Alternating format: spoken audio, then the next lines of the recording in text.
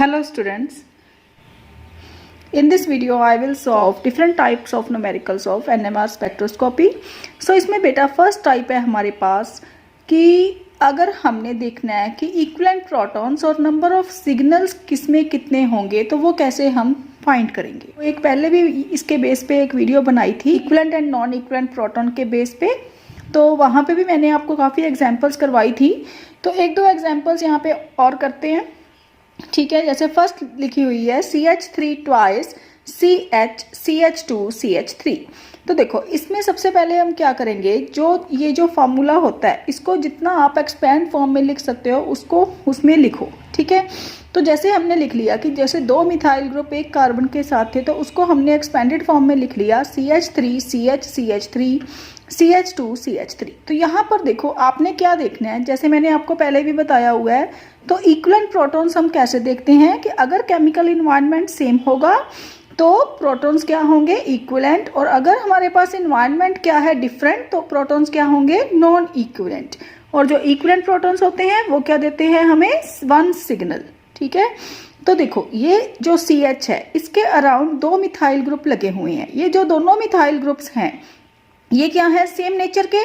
तो ये सेम कैसे हुए बेटा, ये दोनों सेम, ठीक है। ये वाले जो मैंने सर्कल किए हैं दो मिथाइल, तो ये जो दोनों मिथाइल हैं ये इनका केमिकल इन्वायरमेंट क्या है, सेम।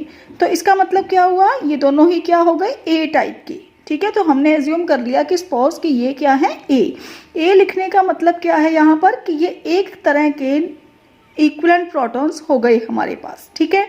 उसके बाद बी टाइप हो गई CH की, देन CH2। तो देखो ध्यान से CH के तरफ CH2 जो है इसके एक तरफ CH है और एक तरफ CH3, so it's a different kind of proton, so इसीलिए हमने इसको C नंबर दिया। उसके बाद CH3, this methyl group is different from this methyl group, ठीक है। तो कैसे, क्योंकि इसके अराउंड CH है और इसके अराउंड CH2 है, तो इसका मतलब इसका और इसका केमिकल इन्वायरमेंट क्या है, डिफरेंट, इसीलिए ये क्या है, अलग टाइप के, और ये क्या है, अलग टाइप के। सो हमारे पास कितने तरह के इक्विवेलेंट प्रोटॉन्स हो गए, 4। तो कितने सिग्नल्स आएंगे, 4 सिग्नल्स, ठीक है। फिर मैंने आपको करवाया था विनाइलिक प्रोटॉन्स के बारे में। तो विनाइलिक प्रोटॉन्स के लिए देखो CH3 CH double bond CH2, इसको हमने एक्सपेंड करके लिख दिया। जो भी विनाइल होगा उसको आप ग्रुप को ऐसे इस फॉर्म में जरूर लिखो, ठीक है। तो देखो यहाँ पर CH2, अब अगर आप इसी फॉर्म में देखोगे तो आपको लगता है ABC 3 काइंड के प्रोटॉन्स, लेकिन यहाँ पर क्या है बेटा, 4 काइंड्स के प्रोटॉन्स हैं, 4 टाइप के प्रोटॉन्स हैं और 4 सिग्नल्स आएंगे। इसीलिए मैं बोल रही हूँ कि आप इसको एक्सपेंडेड फॉर्म में जरूर लिखो विनाइलिक को, ठीक है। तो कैसे कि ये H के अराउंड H और CH3, लेकिन इस H के अराउंड क्या है, CH3 और H, ठीक है। तो डिफरेंट हो गया ना, इस H के अराउंड H है लेकिन इस H के अराउंड क्या है, methyl group. So these are different kind of proton. So ये दोनों क्या हो गए, डिफरेंट, ठीक है। तो कितने सिग्नल्स आएंगे, 4 सिग्नल्स, ठीक है। तो ये है बेटा एक टाइप का न्यूमेरिकल कि जैसे आपको इस टाइप के बेस पे भी, इसके बेस पे आपको क्वेश्चन आ सकता है कि इक्विवेलेंट प्रोटॉन्स कितने होंगे या नंबर ऑफ सिग्नल्स कितने होंगे। दूसरा क्वेश्चन आपको किस टाइप पे आ सकता है, स्पिन स्पिन कपलिंग के बेस पे। स्पिन स्पिन कपलिंग मैंने आपको बताया हुआ है कि स्पिन स्पिन कपलिंग किसके बेस में होती है, तो स्पिन स्पिन कपलिंग हम किस में लेते हैं, नॉन इक्विवेलेंट प्रोटॉन्स के बीच में। अगर इक्विवेलेंट प्रोटॉन्स होंगे तो वो कपलिंग नहीं करेंगे, ठीक है। तो स्पिन स्पिन कपलिंग नहीं होगी और उनमें स्प्लिटिंग नहीं होगी, क्लियर। तो ये देखो Br CH2 CH2 Br, तो ये दोनों ही कार्बन्स का जो इन्वायरमेंट है, इस तरफ भी Br है इस तरफ भी Br, इसका मतलब दोनों ही कार्बन्स का जो इन्वायरमेंट है वो क्या है, सेम। तो एक ही तरह के इक्विवेलेंट प्रोटॉन्स हैं, तो ये दोनों क्या हो गए, इक्विवेलेंट प्रोटॉन्स, ठीक है। तो इसका मतलब कितने सिग्नल्स आएंगे, ओनली 1 सिग्नल, और जो इक्विवेलेंट प्रोटॉन्स के कारण जो सिग्नल है वो स्प्लिट नहीं होगा। नेक्स्ट एग्जांपल में देखो बेटा, जैसे है CH3 CHBr2, तो इसमें क्या है, एक A टाइप के एक B टाइप के, ठीक है। लेकिन यहाँ पर क्या होगी, अगर स्पिन स्पिन कपलिंग के बेस पे क्वेश्चन आ रहा है, अगर तो सिंपल पूछा है कि नंबर ऑफ सिग्नल्स बताओ, तो आप बताओगे कि 2 सिग्नल्स आएंगे, ठीक है। लेकिन अगर स्पिन स्पिन कपलिंग की भी बात की है तो ये जो A वाला सिग्नल है ये किसमें स्प्लिट होगा बेटा, डबलेट में।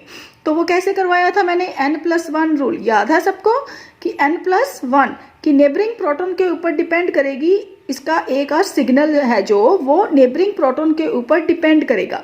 तो क्या आएगा, CH3 इसके अराउंड कितने कार्बन्स हैं, कितने प्रोटॉन्स हैं, 1। तो n+1 के अकॉर्डिंग जो A टाइप के प्रोटॉन है वो n+1, 1+1 2, तो डबलेट में स्प्लिट हो जाएगा। और जो B टाइप का है, B के अराउंड कौन से कितने प्रोटॉन्स हैं, 3, तो 3+1, तो इसका मतलब 4, तो क्वार्टेट में वो स्प्लिट हो जाएगा।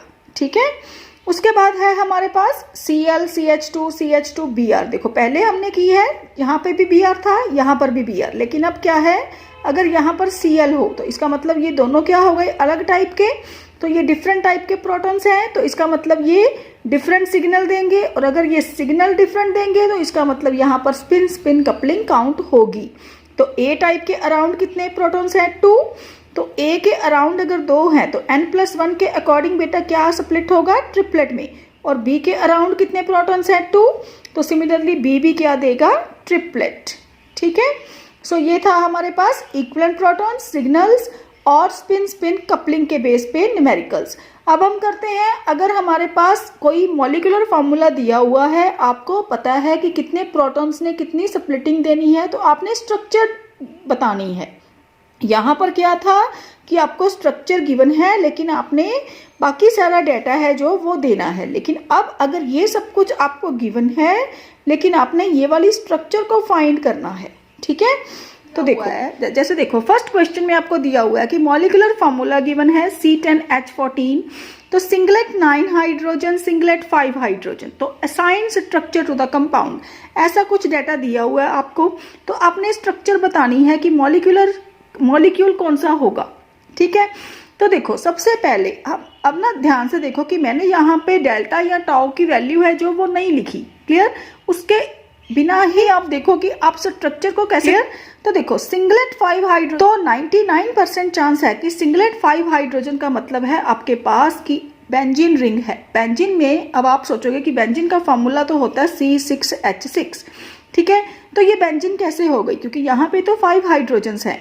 तो जब भी आपके पास formula more than 6 carbon atoms दिए हुए हैं आपके क्वेश्चन में, तो आपको ये देखना है, तो आप ये सोचो कि हमारे क्वेश्चन में डेफिनेटली बेंजीन रिंग के साथ एसोसिएटेड कोई स्ट्रक्चर होगी। इसका मतलब अगर बेंजीन है तो बेंजीन फार्मूला तो C10H14 है, तो इसका मतलब वो सब्सटीट्यूटेड बेंजीन है। मोनो सब्सटीट्यूटेड भी हो सकती है और डाई सब्सटीट्यूटेड भी। तो फर्स्ट हम लेके चलेंगे कि मोनो सब्सटीट्यूटेड बेंजीन। ठीक है, तो मोनो सब्सटीट्यूशन के लिए एक हाइड्रोजन को रिप्लेस करेंगे तो कितनी हाइड्रोजन्स रह गई हमारे पास, C6H5। तो जो बेंजीन है वो सारी की सारी हाइड्रोजन्स क्या देती हैं, सिंगलेट। ठीक है, उसके बाद फिर दिया हुआ है सिंगलेट 9 हाइड्रोजन्स। तो बेटा सिंगलेट 9 हाइड्रोजन, उससे पहले आप ये देखो कि अगर C10H14 हमारे पास फॉर्मूला था, आया हमारे पास C6H5, तो C10H14 में से C6H5 को आप माइनस करोगे तो आपके पास क्या है लेफ्ट, C4H9। इसका मतलब 4 कार्बन्स और 9 हाइड्रोजन्स हमारे पास लेफ्ट हैं। ठीक है, तो पीक क्या दे रही है, तो यहाँ पे क्या दिखाया हुआ है, पीक सिंगलेट 9 हाइड्रोजन्स। तो 9 हाइड्रोजन्स का मतलब है कि देयर आर 3 मिथाइल ग्रुप्स। तो 3 मिथाइल ग्रुप्स एक ही कार्बन के साथ अगर अटैच होंगी, देखो अगर इस कार्बन के पास, ध्यान से सुनना अब ये, कि अगर इस कार्बन के पास कोई हाइड्रोजन नहीं होगी, तो इसका मतलब ये वाली जो कार्बन है ये इसके अराउंड, देखो ये 3 हाइड्रोजन्स, अगर इसके एडजेसेंट कोई भी हाइड्रोजन नहीं है तो इसका मतलब ये 3 हाइड्रोजन्स क्या देंगी, सिंगलेट। अब सेम आएगा क्योंकि 3 हाइड्रोजन सिंगलेट देंगी। क्यों सिंगलेट देंगी, क्योंकि इसके पास कोई भी हाइड्रोजन नहीं है। ठीक है, सेम इसका, तो इसका मतलब ये 3 जो मिथाइल ग्रुप्स हैं ये क्या हो गई, एक ही कार्बन के साथ लगे हुए हैं, तो इनका केमिकल एनवायरनमेंट क्या है, सेम। तो इसका मतलब ये क्या है, इक्विवेलेंट, और ये सेम सिग्नल देंगे, इसीलिए हमारे पास सिंगलेट 9 हाइड्रोजन इकट्ठा लिखा हुआ है। ठीक है, क्योंकि उनका ये ऐसे लिखने का मतलब ये भी है कि इनका केमिकल एनवायरनमेंट क्या है, सेम। तो इसको अब अरेंज कर लो, एक बेंजीन रिंग था वो मोनो सब्सटीट्यूटेड है, तो क्या बन गया हमारे पास, ये वाला फॉर्मूला। ठीक है, तो ये स्ट्रक्चर बन गई हमारे पास। ओके, सो नेक्स्ट देखो, नेक्स्ट है जैसे हमारे पास molecular formula C9H11Br, complex multiplet 2 hydrogen, triplet 2 hydrogen, triplet 2 hydrogen, singlet 5 hydrogen. Again हमारे पास मोर देन 6 कार्बन एटम्स हैं और सिंगलेट 5 हाइड्रोजन भी दिया हुआ है। इसका मतलब अगेन हम क्या करेंगे कि बेंजीन रिंग लेंगे, तो बेंजीन का कितना माइनस करेंगे, C6H5, तो C9H11Br में से आप C6H5 माइनस कर दो, क्या लेफ्ट रहा आपके पास, C3H6Br। ठीक है, तो अब देखो C3 3 कार्बन होने चाहिए, H6 उनमें से ये वाला डाटा देखो कि 2 हाइड्रोजन्स 2 हाइड्रोजन्स 2 हाइड्रोजन्स। अब ना बेटा ये आपको अरेंज करना आना चाहिए कि कैसे देखना है। देखो यहाँ पे क्या दिया है, कॉम्प्लेक्स मल्टीप्लेट। कॉम्प्लेक्स मल्टीप्लेट का मतलब होता है, कॉम्प्लेक्स मल्टीप्लेट का मतलब ये है कि ये जो सेंटर वाली कार्बन है इसकी बात की जा रही है। मोस्टली ये सेंटर कार्बन की ही होती है, सेंटर में जो कार्बन होती है वो कॉम्प्लेक्स देती है मल्टीप्लेट। ठीक है, तो कितनी हाइड्रोजन्स लिखी हुई है कॉम्प्लेक्स मल्टीप्लेट में, 2 हाइड्रोजन्स। तो इसके साथ हमने क्या किया कि 2 हाइड्रोजन्स लगा दी कि ये कॉम्प्लेक्स मल्टीप्लेट, कि ये जो 2 हाइड्रोजन्स हैं ये कॉम्प्लेक्स मल्टीप्लेट देंगी। ठीक है, उसके बाद आपके पास गिवन है कि ट्रिपलेट 2 हाइड्रोजन। अब देखो अगर इस कार्बन के पास 2 हाइड्रोजन्स होंगी, ठीक है, ट्रिपलेट 2 हाइड्रोजन का मतलब है कि ये जो 2 हाइड्रोजन्स हैं ये ट्रिपलेट देंगी। ये ट्रिपलेट कब देंगी बेटा, N+1 के अकॉर्डिंग, जब एडजेसेंट कार्बन के पास 2 हाइड्रोजन्स होंगी। ठीक है, ट्रिपलेट 2 हाइड्रोजन का मतलब क्या है कि उस कार्बन के पास खुद के पास 2 हाइड्रोजन्स हैं, वो ट्रिपलेट कब देंगी, जब एडजेसेंट के पास 2 हाइड्रोजन्स होंगी, क्योंकि हमने कौन सा रूल अप्लाई करना है, N+1 रूल। ठीक है, उसके बाद अगेन आपके पास दिया हुआ है ट्रिपलेट 2 हाइड्रोजन। इसका मतलब सेम इसी तरह इस कार्बन के पास भी कितनी हाइड्रोजन्स होनी चाहिए, 2। ठीक है, क्योंकि ये इसकी वजह से ये क्या देगा, ट्रिपलेट, ये क्या देगा, ट्रिपलेट। अब इसके पास कितनी हाइड्रोजन्स हैं, 2, लेकिन इसके एडजेसेंट कितनी हो गई, 4, तो N+1 के अकॉर्डिंग क्या आया, 4+1 कितने बन गए, 5। तो 5 को हम क्विंटेट भी बोलते हैं और कॉम्प्लेक्स मल्टीप्लेट भी बोलते हैं। तो आपके पास ये जो फॉर्मूला हमारे पास लेफ्ट था C3H6Br, उसके हिसाब से हमारे पास ये बन गया। ठीक है, तो इसको बेंजीन के साथ अरेंज करो, वैलेंसी कंप्लीट कर दो और उसके हिसाब से Br लगा दो। ठीक है, सो इस तरह से बेटा आपने ये वाले न्यूमेरिकल्स करने हैं। ओके, नेक्स्ट एग्जांपल देखते हैं। एरोमेटिक हाइड्रोकार्बन दिया हुआ है, मॉलिक्यूलर मास, ये क्वेश्चन में आपको गिवन है, क्लियर, कि एरोमेटिक हाइड्रोकार्बन मॉलिक्यूलर मास 120 है, शोज 3 सिग्नल, कौन कौन से, doublet 6 hydrogen, multiplet 1 hydrogen, singlet 5 hydrogen. अब देखो अगर मैं किसी और चीज को ना देखूं तो मेरे पास क्या है, सिंगलेट 5 हाइड्रोजन। 5 हाइड्रोजन का मतलब फिर अगेन वही आया कि बेंजीन रिंग, तो C6H5, क्लियर, तो C6H5 आ गया। अब मल्टीप्लेट 1 हाइड्रोजन, मैंने क्या बोला है आपको, मल्टीप्लेट 1 हाइड्रोजन का मतलब है कि एक कार्बन वो सेंटर में होगी जिसमें कितने हाइड्रोजन होंगे, 1 हाइड्रोजन। ठीक है, तो डबलेट 6 हाइड्रोजन, डबलेट 6 हाइड्रोजन, अब एक कार्बन के पास तो 6 हाइड्रोजन हो नहीं सकती बेटा। ठीक है, तो कितनी, ये इसको डिवाइड करो, इसका मतलब है जो ये बात कर रहा है 6 हाइड्रोजन, उसका एनवायरनमेंट सेम है। इसका मतलब जैसे हमने पहले किया था ना कि सिंगलेट 9 हाइड्रोजन्स, तो 9 हाइड्रोजन्स का मीनिंग हमने क्या लिया था कि 3 मिथाइल ग्रुप्स, तो डबलेट 6 हाइड्रोजन्स का मतलब क्या है, 2 मिथाइल ग्रुप्स। ठीक है, तो इधर भी मिथाइल ग्रुप और इस साइड भी क्या लगेगा, मिथाइल ग्रुप। तो देखो ये इसकी वजह से क्या देगा, डबलेट, ये इसकी वजह से क्या देगा, डबलेट। ठीक है, तो ये खुद क्या देगा, मल्टीप्लेट, क्योंकि इसके अराउंड कितनी हो गई, 6 हाइड्रोजन्स, तो 6+1 क्या हो गया, सेप्टेट, मतलब 7 जो है वो सिग्नल देगा। ठीक है, तो 7 पीक्स देगा ये, क्लियर, इसीलिए ये क्या बन जाएगा, कॉम्प्लेक्स मल्टीप्लेट। क्लियर, सो अब हमारे पास एक और चीज थी, एरोमेटिक हाइड्रोकार्बन। एरोमेटिक का मतलब क्या होता है कि बेंजीन रिंग है, तो हाइड्रोकार्बन मीन्स कार्बन और हाइड्रोजन का ही कंपाउंड है। अब मॉलिक्यूलर मास 120, अब इसका भी रोल है, जो भी आप स्ट्रक्चर बनाओगे बेटा उसके बेस पे उसका जो मास है वो फाइंड करो कि 120 बन रहा है या नहीं। ठीक है, जैसे पहले हमने बनाया C6H5, तो C6H5 के हिसाब से आपके पास कितना मॉलिक्यूलर मास हो गया, 77। अब 120 में से 77 को माइनस करो तो कितना आ गया, 43। अब 43 में से एक आपको दिया हुआ है डबलेट, एक दिया हुआ है मल्टीप्लेट, क्योंकि 5 हाइड्रोजन तो आपने ले ली। ठीक है, तो डबलेट और मल्टीप्लेट कितनी हो गई, 7 हाइड्रोजन्स, तो 43 में से 7 और माइनस कर दो। तो क्या रह गया 36। तो 36 के हिसाब से आपके पास क्या आता है 3 कार्बन एटम्स, ठीक है। तो 3 कार्बन एटम्स, तो हमने ये देखो 3 बनाई है, ठीक है। सो इसको अरेंज कर दो और आपके पास स्ट्रक्चर क्या आ जाएगी, this one.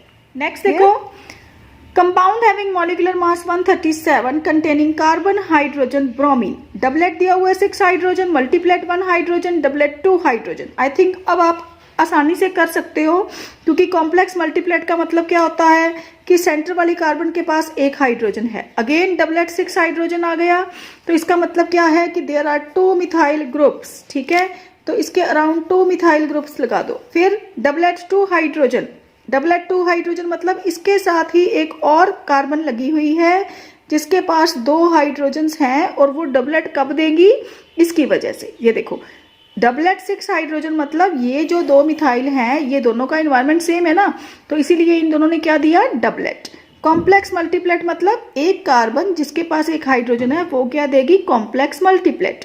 Then doublet 2 hydrogen, ये दो हाइड्रोजन्स हैं, ये क्या देंगी, डबलेट, क्योंकि इसके पास एडजेसेंट के पास कितनी हाइड्रोजन्स हैं, ओनली 1, ठीक है। असाइन स्ट्रक्चर, अब देखो मैंने जो हाइड्रोजन्स दी हुई थी उसके बेस पे सारा देख लिया, क्लियर। अब आपके पास क्या दिया हुआ है 137 और क्वेश्चन में दिया हुआ है कि कार्बन हाइड्रोजन ब्रोमीन है। तो ब्रोमीन का रोल क्या है, ब्रोमीन का मास होता है हमारे पास 80, तो इसका मतलब 80, तो इसने ये नहीं बताया कि कितने ब्रोमीन होंगे, लेकिन आप सोच के देखो कि अगर एक ब्रोमीन है 137 में, तो एक ही होगी ना 137 में ब्रोमीन, क्योंकि 2 तो हो नहीं सकते, क्योंकि एक ब्रोमीन का मास कितना है 80।